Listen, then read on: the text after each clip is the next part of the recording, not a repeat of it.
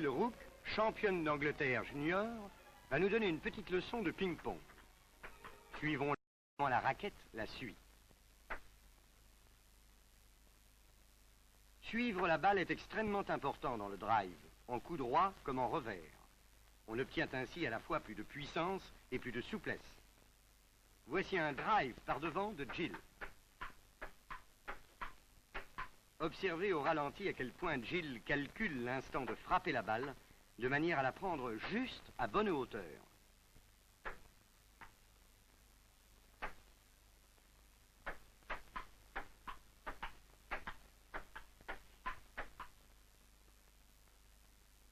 Voyons le revers. La raquette suit la balle comme dans le coup droit. Admirez la perfection du style de Jill.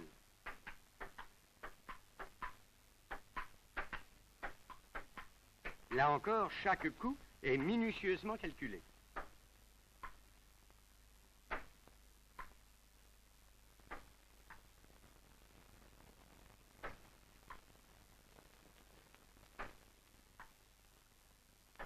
Autre problème, le travail des jambes.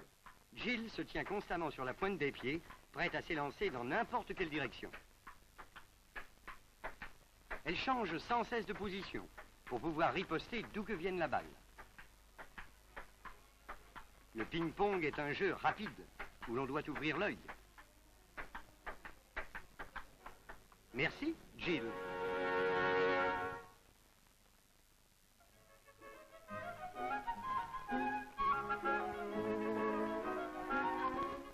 Nous arrivons à North Ockenden, dans l'Essex, au camp des cadets secouristes de Saint-Jean. 2000 cadets s'y trouvent, venus de tous les pays du Commonwealth britannique. C'est la première fois qu'un tel camp les rassemble. Comme tout vrai campeur, les cadets accomplissent les corvées quotidiennes pour que tout soit impeccable. On sort la literie, on met la lessive à sécher, et on procède à un nettoyage général. Sous l'œil attentif des chefs, garçons et filles se livrent à diverses compétitions. Par exemple, entre les garçons qui font les lits. Ou bien un concours de secourisme où rivalisent garçons et filles. Le secourisme est une matière essentielle chez les cadets.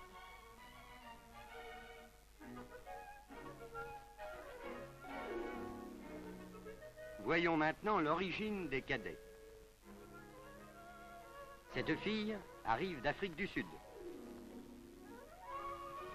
Celles-ci viennent de l'île de Chypre, en Méditerranée. Voici les cadets de Malte. Tous se préparent à la grande revue.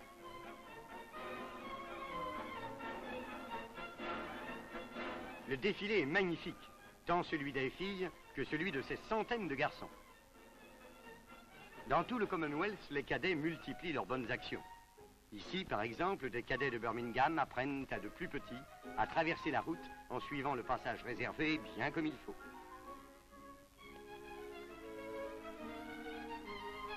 Les filles, dans la même ville, aident une vieille aveugle à tresser des paniers et à tisser. Certaines filles vont aider le personnel d'une pouponnière au moment des repas. Ce ne sont là que quelques exemples parmi les nombreux services que rendent les cadets secouristes de Saint-Jean.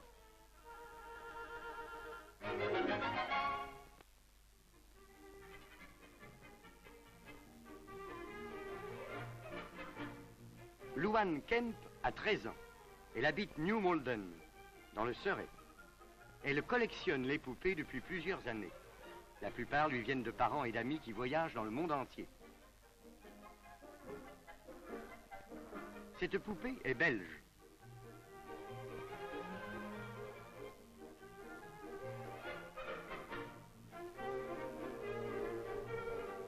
Un oncle lui écrit qu'il a vu cette belle poupée en Belgique et espère qu'elle lui plaira.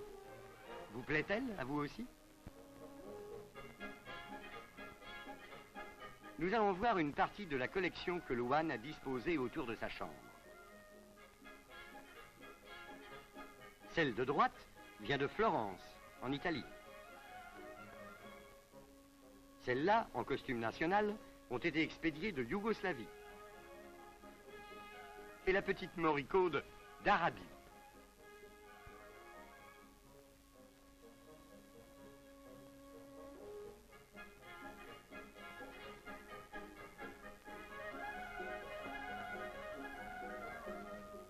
Ici, un soldat et un jeune homme en kilt de toile, originaire de l'île de Chypre. Plusieurs des plus ravissantes sont de provenance espagnole, comme cette danseuse et le toréador.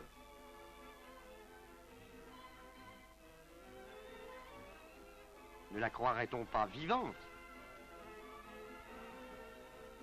Comment trouvez-vous, mesdemoiselles, cette robe niçoise à rayures?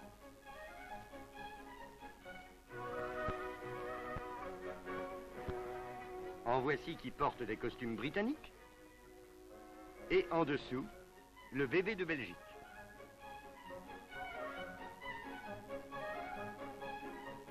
Là, c'est une vraie salade de poupées. Il y en a de Portugal, de France, de Hollande. Voici un cow-boy du Texas, une Suissesse, puis deux petites Chinoises. La dernière vient de Bretagne.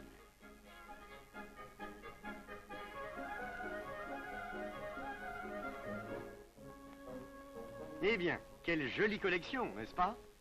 Merci, Louane, de nous avoir montré vos poupées.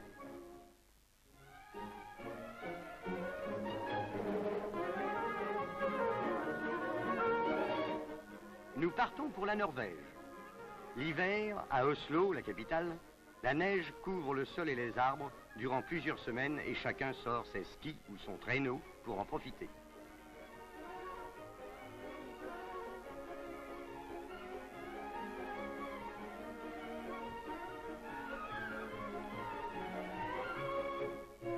C'est une belle époque pour les enfants, dont les plus jeunes vont au parc en groupe. Ils sont si couverts de vêtements contre le froid qu'on dirait des oursons. Garçons et filles de tous âges fréquentent ce parc voisin d'Oslo. Leur grande joie est de dévaler les pentes. Les aînés utilisent, comme vous le voyez, des toboggans, et les plus petits glissent sur des sortes de plateaux ronds. Quand on perd son traîneau, il est peut-être utile d'avoir un fond de pantalon renforcé. Il se lance sans même se soucier de la direction.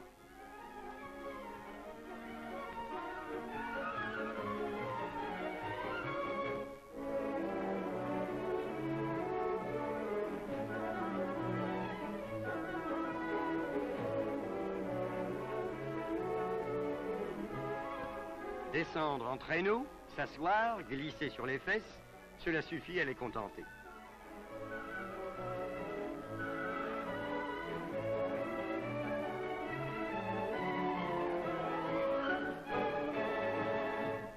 Il n'y a pas de doute, les enfants prennent certainement du bon temps, l'hiver, dans les parcs d'Oslo.